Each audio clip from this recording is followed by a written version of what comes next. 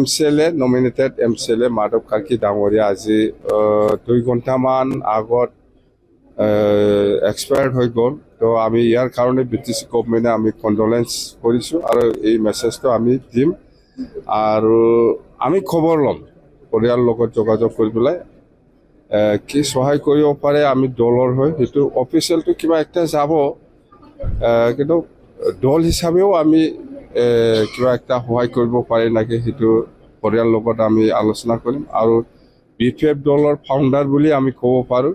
মাধৱ কাৰ্কি ডাঙৰীয়া বহুত বছৰৰ পৰা BPF জন্ম হোৱাৰ পৰাই সি আমাৰ লগত একেলগে কাম কৰিছিল আৰু বডফা উপেন্দ্ৰনাথ ব্ৰহ্মৰ লগত একেলগে আন্দোলনত ইহঁতে কাম কৰিছিল। গোৰ্খা জাতীয় হিচাপে ৰিপ্ৰেজেণ্ট কৰি পেলাই কাম কৰিছিল। তো যেন হওক আমি ইয়াত স্মৰণীয় একটা কিবা আমি চিন্তা কৰিম পাৰ্টি লাইনত।